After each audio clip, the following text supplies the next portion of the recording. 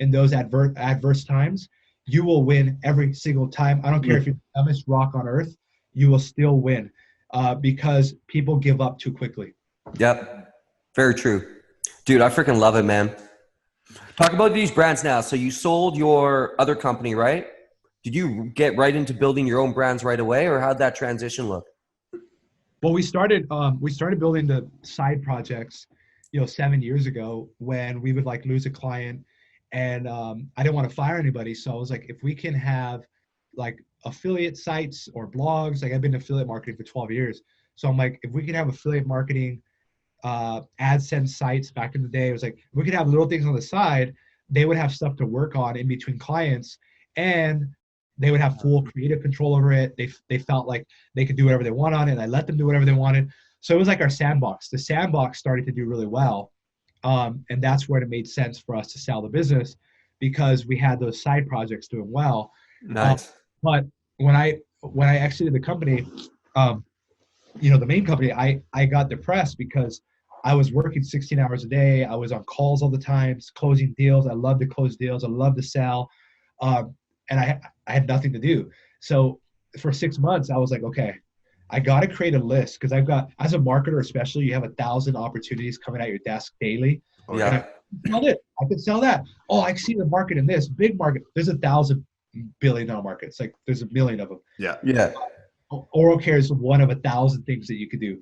And so for me, it was like, what do I like? I was like, I've been whitening my teeth since I was 13 years old. I've had braces multiple times. I had jaw surgery. They took my jaw out of my head.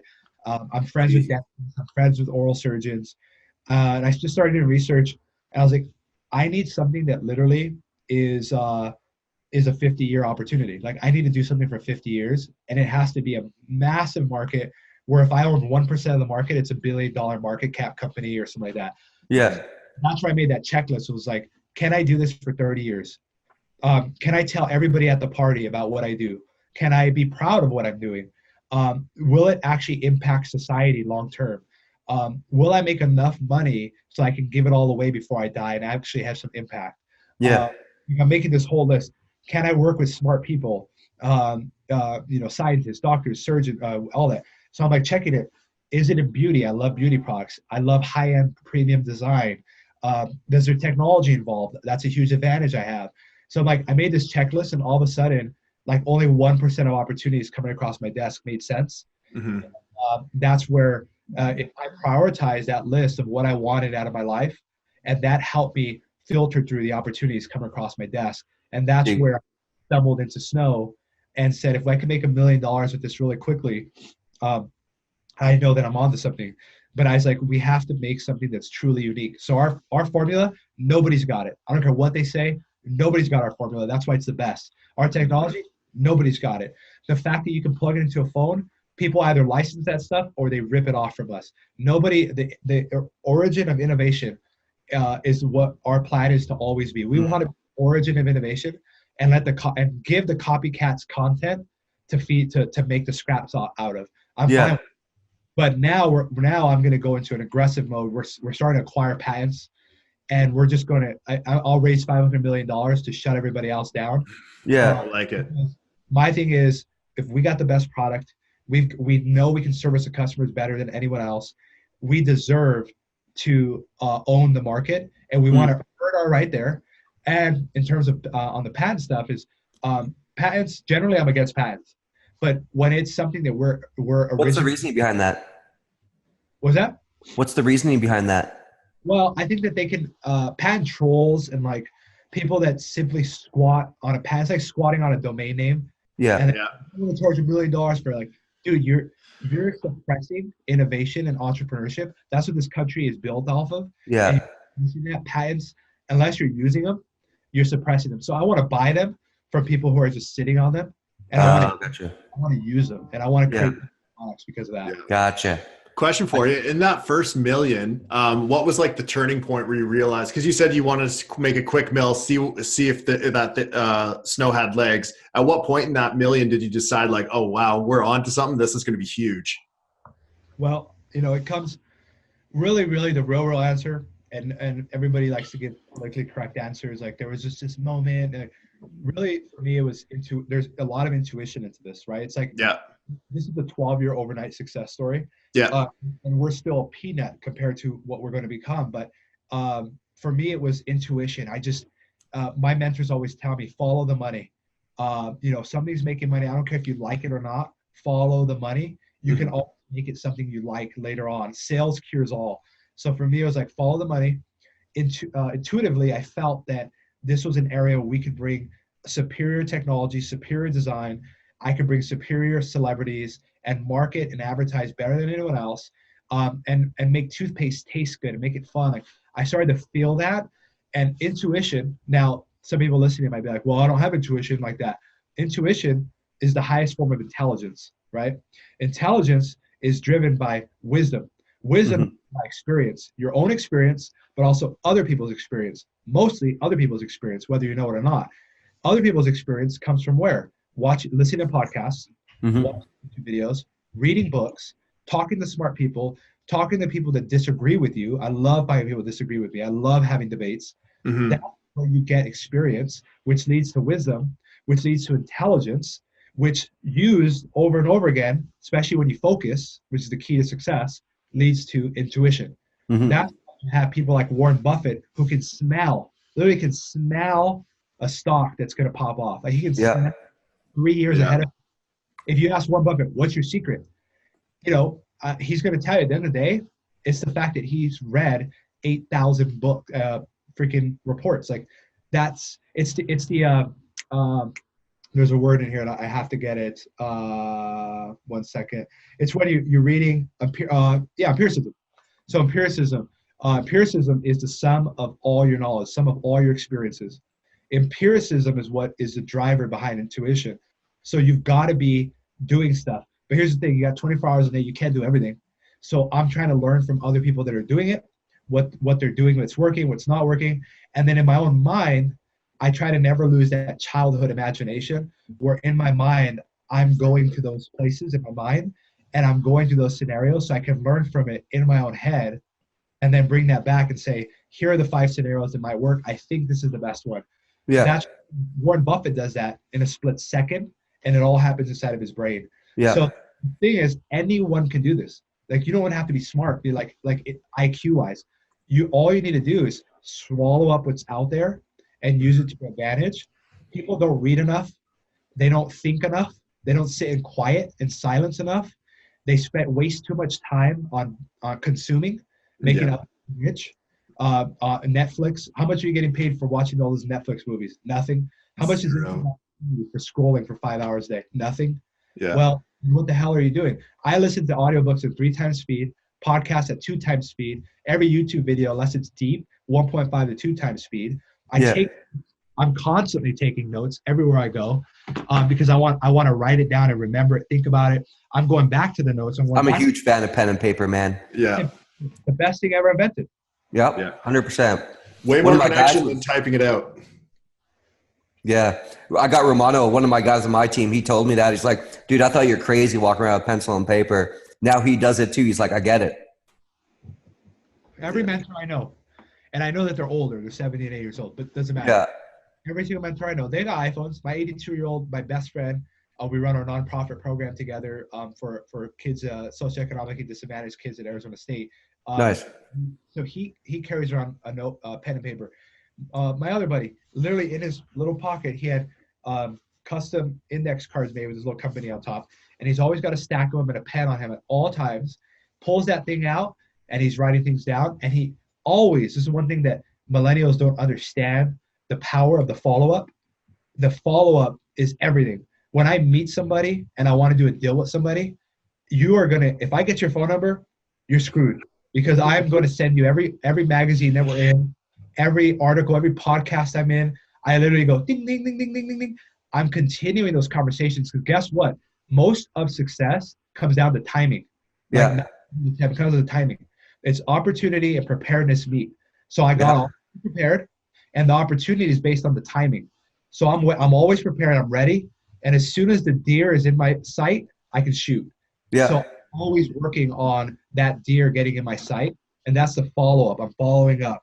I'm always thinking of other people. I said, how can, what does Tyler need in his life right now? What does Gabriel need right now? Okay, how can I line up those incentives and give value with expecting zero return? Not some bullshit, Right there. reciprocation where you're like, all right, I'll have coffee with this guy because then I can get a deal from him next week, or let me ask him for money, tomorrow. Yeah. Not gonna happen. Bro, you're the only dude that sent me like all of like your info, your newest products, like your previous podcast. Like you're the only person that I got to like heavy research before I got on a podcast with. And I truly enjoyed it. Like I listened to you and James, and I was like, man, this guy's fucking awesome. I'm excited for this. I'm busy as fuck, right? I'm busy as fuck. And so when I hear excuses, I don't want to hear it because I'm the busiest person that I know. Yeah. And I hope to stay that way forever until I die. Yeah. I'm the busiest person I know. If I can take time out of my day, no matter who you are, to sit there and think through what I want to cover on this podcast, let me make sure they have a holistic view so that they're prepared and they're taking advantage of the time. Like if I can do this, anybody can do this. Yeah. Take 4 hours away from the TV you're watching. Take 4 hours away from the random scrolling that you're doing. Sleep 1 less hour a day. Listen to Elon Musk. He said the only way he got ahead in his life is he works 2 times as much. Listen to Kobe Bryant. Yeah. Kobe did 2-a-days, right? He's in there at 5 a.m. The team arrives at 7. He's already got 2 hours of practice done by the time everybody else practices. Bro. There is no freaking shortcut. There's none. Do you know Jaromir Jagr? Who's that? Hockey player, like one of the best ever. Plays for the Florida Panthers. Buddy of mine does sales over there. So Jaromir will play a whole game, like a whole 60 minutes, right? And afterwards, after all the stands have left, the players left, everything, he'll throw on an 80-pound vest and skate another 60 minutes on his own. Wow. And he's old, bro. But that is right there. That's the mind of a champion. That's right. Keeps him in the game.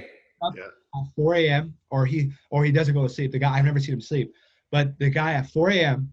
says, "Who's this?" Floyd Mayweather. Oh. He goes and points at the 2 drivers. He says, "Follow me. I'm going for a run." And he goes running. 2 Rolls Royces following him, and he's running by himself. He's not impressing anybody. He is running until he can't run anymore. And there's a video on YouTube of him doing this. Really? And it's him running at 3 a.m. in the morning in Las Vegas. Yeah. And he's in the street with his Rolls Royces following him, and it's by himself. And he's like, I'm just getting started. I could do this all day. I could run forever. And you listen to those people, and whether you like Trump or not, whether you like Floyd Mayweather or not, whether you like Usain Bolt or not, whether you like Yarger or not, whoever it is, you cannot argue with the performance. The fact that Trump is in his head so much, and he's like, you know what? I'm going to declare national emergency so they can pay for the wall. I don't care. That type of thinking, crazy, right? It's like the dude's nuts. But Elon Musk is like Hyperloop. It takes too long to go from San Francisco to San Diego or LA. Like, too long. Mars, why aren't we living there? Like, that's the type of thinking. Now, you've got to back it up. And he didn't start thinking like that. He started thinking, wow, Zip2 or whatever the first companies he started. Oh, PayPal. Like, why can't we pay people a lot easier online? Like, you somewhere, it's like, oh, snow. Why can't people get results from the dentist in the comfort of their own home, but not have to do strips that are 20 years outdated and not have to have all these gimmicky lights and all this crap that's being sold online? Why can't you have actual, like, who's the Dyson of oral care? Why isn't there, I have the money. I want to spend $15 on toothpaste. Why can't, let me spend $15? Where is it? So I'm like, someone's got to create it. That's right. That's what Steve Jobs realized, Elon Musk, all these guys realize that.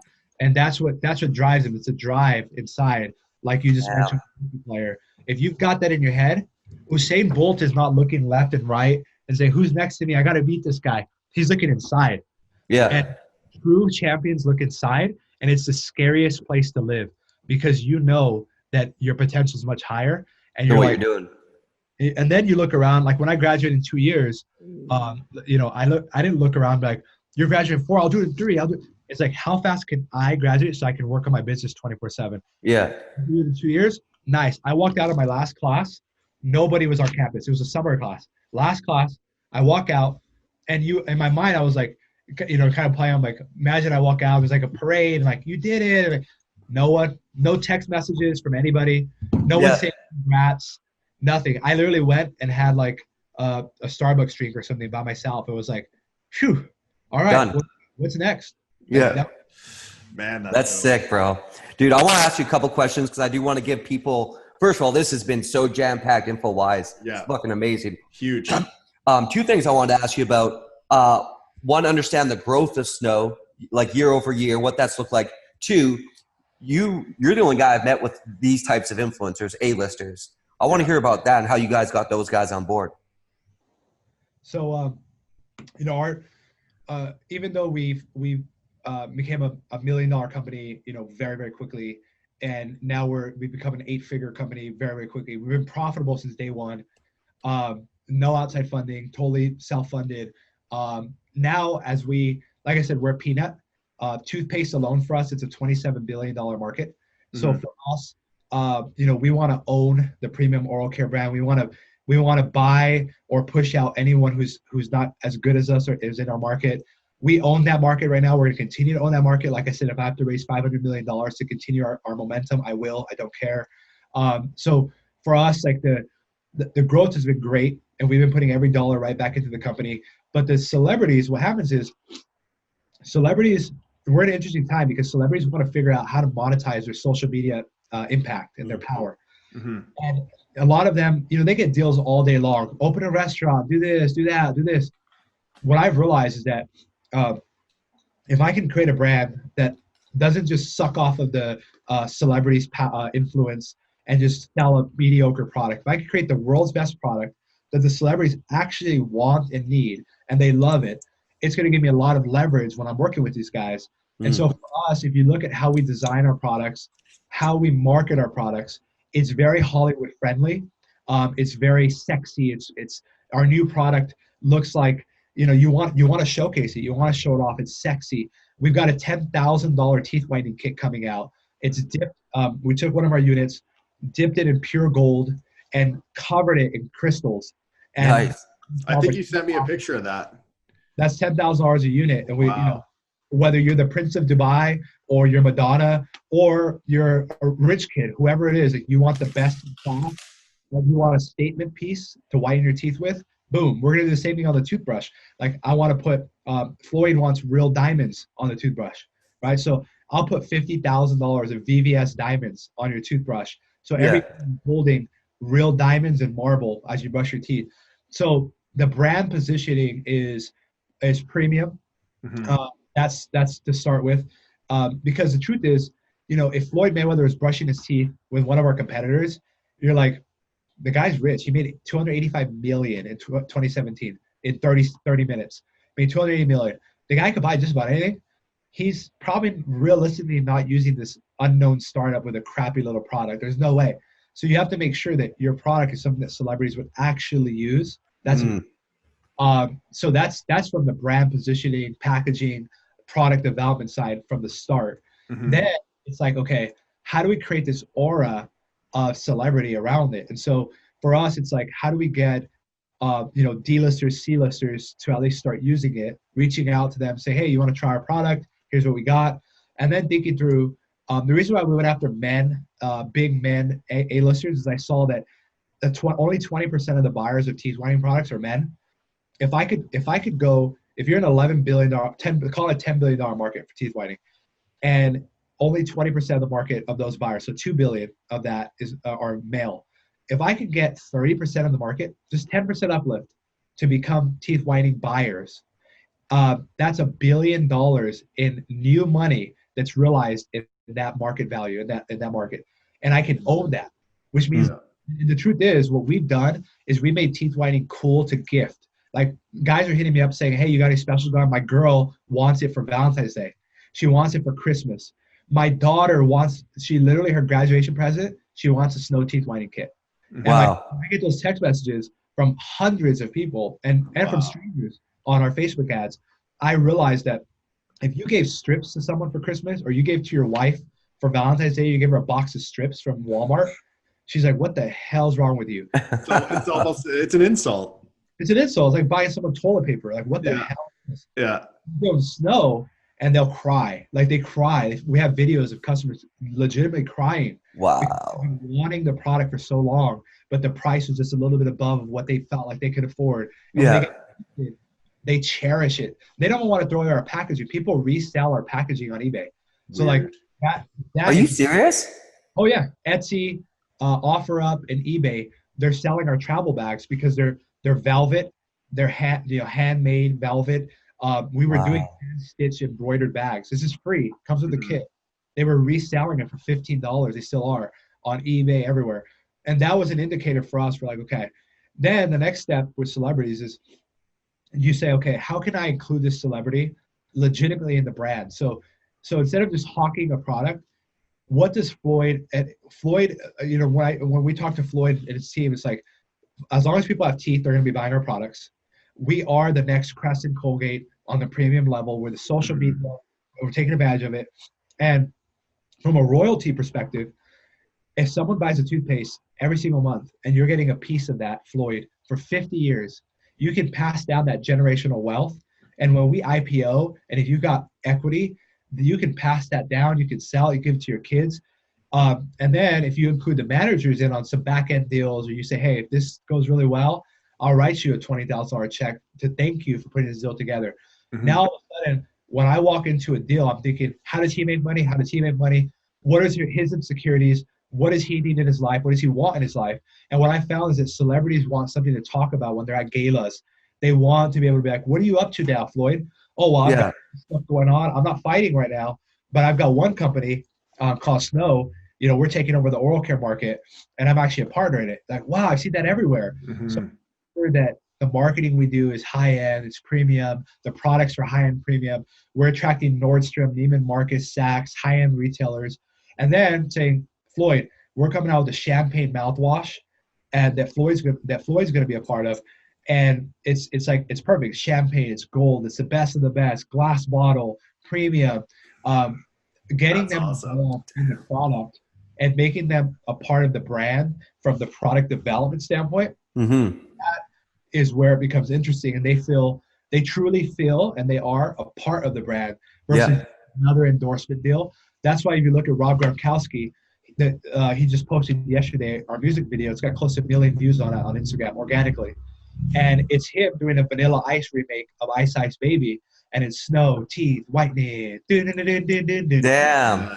What I'm thinking through is, it's on his Instagram right now, and what I'm thinking through is, what is Gronk's brand? He's funny, he's dorky, he likes to dance.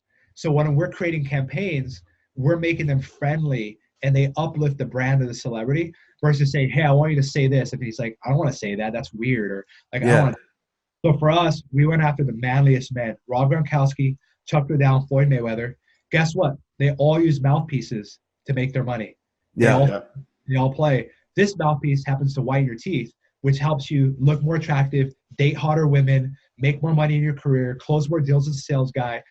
Then all of a sudden, men are like, Snow's tight. Like, I want to use Snow. If you use another product, though, that's weird. Like, if a guy's posting with strips or another product, you're like, oh, you got the knockoff, or oh, you got the cheap version. No, it's like, oh, that's the stuff that Floyd uses. That's tight.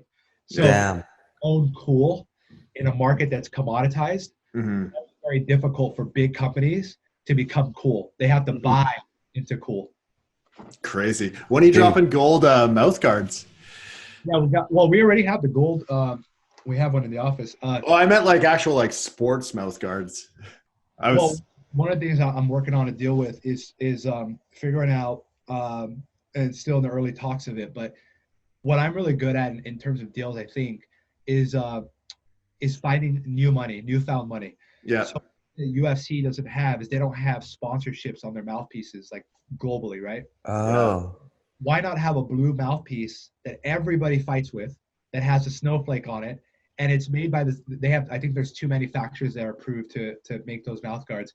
We'll use the same manufacturer. Everything's approved. Everything's good. It's just snow blue colored with the Snow logo on it. So every fighter, no matter who you are, is starting off the fight with a Snow mouthpiece. So that's something that we want to do. And then the mouthwash and toothpaste is launching later this year. And we're putting it in retailers, and obviously selling direct to consumer, a subscription model. Damn. Interesting. Dude, that's sick. Separate question that just popped in my head, man. When it comes to business, what do you think your top 3 skills are where you get your leverage from? Well, The first one is I think I'm relentless. Relentless and fearlessness I think go kind of hand in hand. They're powerful when combined. Hmm. I don't care, right? In terms of like, I care about the business, but I don't care about like failing. I don't care about looking stupid. I don't care about approaching big celebrities. I'm probably like the least starstruck person on earth. Like you could literally be the president. You could be like a Victoria's Secret supermodel. And I'm gonna dress how I'm gonna dress. I'm gonna talk to you how I'm gonna talk to you. And the other thing is I'm always thinking about how can everybody benefit from a deal that we're doing. So I'm always thinking about what's in it for everybody at the table. Mm-hmm. I would say the third thing that I'm pretty good at that goes with the fearlessness, relentlessness probably is I love to call out elephants in the room. So it's like, hey, here's the elephant in the room. How much does this cost? Like I say, here's an elephant in the room. I need to understand how you make money. Don't be afraid to tell me the percentage that you're going to make on this deal because I want to make more than that. So talk to me. Like if you don't communicate with me, I can't help you make more money. Because here's the deal. Yeah. If I do a deal with 5 people, I've got me, my company's involved, the agents involved, the lawyers involved, the celebrities involved, and the retailers involved. If I know how everybody makes money, I can reverse engineer a deal that's going to make everybody a lot of money with little work. That's the key. If I can do that on repeat, guess what they do? The agents come to me now. They're like, Josh, what do you have next? What's coming out next? Yeah. They're like, Josh, can you create something like this? That would be good. Josh, what's next? Because you get everybody aligned with what they actually want and need in their life. Yeah. And you provide that without asking in return. You just do it over and over and over again. People are like, Josh is no bullshit. He'll call you out, but it's not because he's being a dick. It's because he wants everything to be on the table so everybody can win. Mm-hmm. He's fearless. He will get it done. My team loves that because they know if there's a problem they can't solve, come to my office. We will solve it together. Like, I don't care who I have to call. We will get it done. So that kind of like fearlessness at the top, the ability to think of other people and make sure everybody's winning in a deal, and then the ability to call out those awkward elephants in the room and address them head on. It makes people want to do business with you. And it makes the people that are shady and that are scammers, whatever, they don't want to do business with you. Because right away, fuck, I can fuck everybody else over. This guy I can't fuck over. Right? Yeah. It's like and I tell people that. I said, look, I love your ideas. I love the way you've priced this out. And I want to help you make that money on other deals. I will literally come in there with your polo shirt on and I will help you make the money from other people. But that's not over here. And here's what will fly though. And here's what will make us more money in the long term if you're willing to play with me. If it makes sense, it makes sense. If it doesn't, abundant mindset, we will do business together. If it's not today, we'll do business in 5 years, 2 years, 1 year. As long as I don't get hit by a bus, hopefully I've got 50 years to live. We're going to do it together eventually. This timing is just a little bit off. And if you guys say that, fine. That's why I never lose a deal, because the deal will always come back to the table, even if I have to bring it to the table. Yeah. Sick, bro. I love it. Dude. Man. Yeah, but I got one more, dude. Of course you do. I feel like Tyler's the question guy. He can like ask questions for like. No, I really genuinely enjoy your mind, man. The way for sure. I enjoy it too, man. I enjoy it too. But I want to give new people something, a tidbit, because I think a lot of the shit you talked about, maybe someone new can't really start with. So if you had one tidbit for new people, what would it be? So this is what I recommend. You got to get something that pays your bills. So if that means consulting, right? There are a million businesses. All you got to know is a little bit more from the business to be able to charge them to do it for them. Now you got to deliver, and ideally you over deliver, because you'll go out of business very quickly, building a bad reputation, not delivering. Don't be afraid to charge more if you're willing to buck up and create a better service. So if you're at a job right now, you're working a job and you want to be an entrepreneur, you want to do something, you feel that calling there, but you're just not sure where to start. Clarity comes from action. It doesn't come from inaction. Clarity only comes from progress. So you have to do something in order for you to get clear. You will never, ever be clear sitting on the sidelines. You will never. And so you have to get in the game. The way you get in the game is you have to replace your income so that you can pay your bills, your house, your food. Maslow's hierarchy. If you're a top sales guy right now in your organization, or you're making good money, you're making 6 figures in your job right now, well, I got a rude awakening for you. You got to dial back your living. You got to cut your living in half. Don't go out to eat every day. Don't live in the nicest condo in town. Live in an apartment somewhere else. If you've got kids and you're willing to take them out of private school for a year or two in order for daddy to build something where you can own the private school, like whatever you got to do, you've got to get your wife on board, your closest people on board, your kids on board, communicate with them, make them a part of what you're doing. Don't let it just sit in your head, and start making money. And the best way to do that is through services, selling your time at a higher price. You're selling your time right now on a job. Sell your time at a higher price, so that you don't have to work at that job anymore. If you're already in your entrepreneurship business, you've already started something, what I want you to do is I want you to think a lot bigger than you're thinking right now. I want you to think a lot more long-term than you're thinking right now, and say, okay, how can I think of points of distribution? That's the number one key to getting rich, especially in a physical products business, any business actually. If you're a software programmer and you're making software apps, how can you make it applicable to Shopify on the apps ecosystem? How can you be Salesforce app? Take advantage of existing networks as a trying to create a network, or trying to create your own thing over here. Jump on what's already hot and create your market and your customers from there. And then if you're already making a lot of money and you run a business and your business is making $1 million a year, think 100 times bigger. How can you move up the value chain, the food chain? So if you're drop shipping, stop it and take your winning product and start making it better based on feedback. Go out and get a loan from the bank. Go out and get an office. If you work from home, go out and get an office. Getting an office is one of the best things I ever did, because what happens is it forces you to all of a sudden think bigger. Hire people. Don't be cheap. Hire better people. Go on LinkedIn and reach out to the companies you admire and want to be like. See who helped them get there. Message them. Say, can I pay you for an hour of consulting? Do you know anyone who I could hire for this? Start hiring, moving to higher value work than trying to do everything yourself. Hire the best people you can find in your network and ask people for referrals. Leveling up your people will level up your brand and your business for the long term.